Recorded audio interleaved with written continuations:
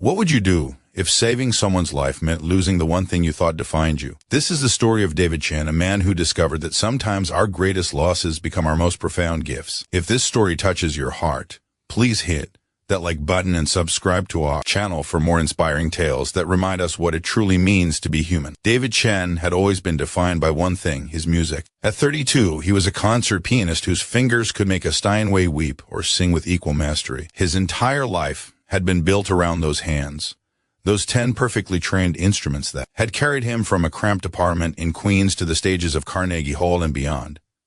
Music wasn't just what David did, it was who he was, the language through which he understood the world, and expressed everything he felt but could never say with words. That cold March evening, David was driving home from a recording session, his mind still humming with Rachmaninoff's Piano Concerto No. 2, when he saw the accident unfold before him like a nightmare in slow motion. A silver sedan had lost control on the icy bridge, spinning wildly before crashing through the guardrail and plunging toward the frozen river below. Most people would have pulled over and called 911.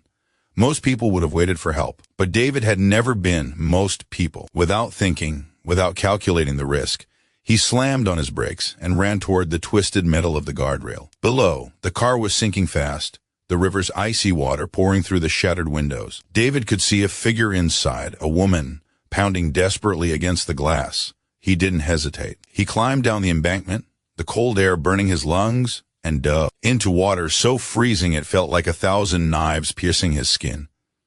Everything became instinct after that. David reached the car, pulled at the jammed door with strength he didn't know he possessed, and finally managed to wrench open enough to pull the woman free. She was unconscious by then, her lips blue, her body limp. He dragged her to the shore, his muscles screaming, his body going numb. Other people had arrived by then. Someone threw a blanket over them. Someone else was calling for an ambulance. But all David could focus on was the woman's face, pale as porcelain, and the desperate need to keep her alive. He didn't remember much about the hospital afterward. There was light, too bright and too white. There were voices, urgent and overlapping. There was pain, a screaming agony in his hands that made him cry out. And then there was darkness, deep and complete, swallowing him whole. When David finally woke, 3 days had passed. His mother was sitting beside his bed, her eyes red from crying. That's when the doctor told him what his heart already knew, but his mind refused to accept. The prolonged exposure to the freezing water, combined with the trauma of the rescue, had caused severe nerve damage to both his hands. They had saved his fingers, the doctor explained gently, but the precise motor control, lightning-fast coordination required for concert-level piano performance, that was gone. They could hope for improvement with therapy, but he needed to be realistic.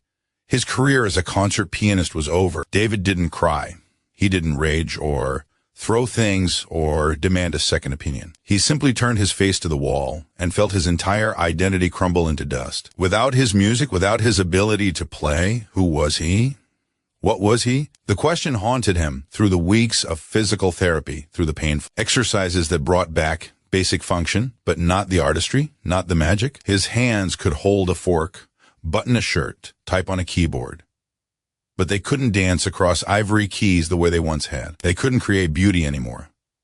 The woman he had saved was named Sarah Mitchell. She was 28, a pediatric nurse, and she had been running home from a double shift when her car hit that patch of ice. She came to see him once he was released from the hospital, her eyes full of tears and gratitude, carrying flowers and stumbling over words that could never adequately express what she felt.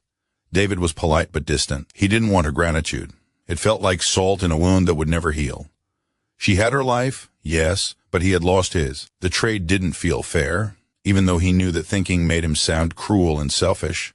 Sarah didn't give up, though. She kept coming back, once a week at first, then twice, then more. She would sit with him in the small apartment he had moved to after realizing he couldn't afford his old place without concert income. She would talk about her patients, the children she cared for, their struggles and triumphs. She brought him books, cooked him meals, and slowly, so slowly, he barely noticed it happening, she began to chip away at the wall he had built around his grief. One day, 6 months after the accident, Sarah brought a little boy with her. His name was Marcus, and he was 7 years old with wise eyes that had seen too much pain. Marcus had been in a car accident too, Sarah explained, one that had left him with injuries requiring months of hospitalization. He was finally being discharged, but he was terrified of cars now, too afraid to even sit in one for the drive home. Sarah had an idea. She knew David's apartment was close to the hospital. Could Marcus stay with him for a few hours while she worked out another transportation solution? It was an unusual request, probably crossing several professional boundaries, but there was something in her eyes, a quiet desperation that David couldn't refuse. So David found himself sitting across from a frightened 7-year-old, both of them strangers to their former lives, both of them trying to figure out how to move forward. Marcus noticed the piano in the corner, the one David couldn't bear to get rid of, but couldn't bring himself to touch. The boy asked if David could play something. David's immediate instinct was to refuse, to explain that he could anymore, that his hands were broken just like Marcus's spirit. But something about the hope in the child's face stopped him. David sat at the piano bench for the first time since the accident. His hands shook as he placed them on the keys. The music that came out was clumsy, halting, nothing like the virtuoso performances he once gave. He missed notes. His timing was off. His fingers wouldn't cooperate. But Marcus didn't care. The boy's face lit up with wonder, and when David finished the simple melody, Marcus clapped with pure, unfiltered joy. That moment changed something fundamental in David. He began to play again, not for audiences or critics or recording contracts, but for Marcus. And then for other children Sarah brought by, kids who were scared, or in pain, or lonely. His playing wasn't perfect anymore, not even close, but it didn't need to be. These children didn't need perfection. They needed connection, comfort, the knowledge that someone cared enough to make music for them. Sarah watched this transformation with quiet amazement.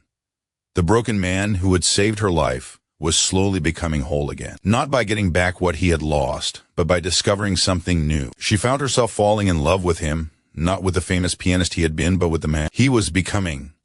Someone whose capacity for compassion matched his former technical brilliance. David fell in love with her too, though it terrified him. Loving Sarah meant accepting what had happened, accepting the trade he had made that night on the bridge. It meant letting go of who he had been and embracing who he could be.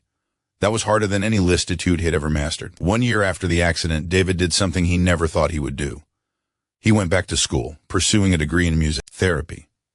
His hands might never perform in concert halls again, but they could still heal. He could still use music as a bridge between pain and hope, helping children like Marcus find their way back to life. Sarah was there at his graduation, beaming with pride. They had moved in together by then, building a life that looked nothing like what either of them had planned, but felt more real and true than any dream. David had started a small music therapy practice, working with hospitalized children, and he found a fulfillment in that work that surpassed even the standing ovations he once received. On the second anniversary of the accident, David took Sarah back to that bridge. They stood where the guardrail had been repaired, looking down at the river that had taken his career but given him everything else. Sarah held his hand, these imperfect hands that had pulled her from death and now brought comfort to countless children. She expected him to be sad, to mourn what he had lost.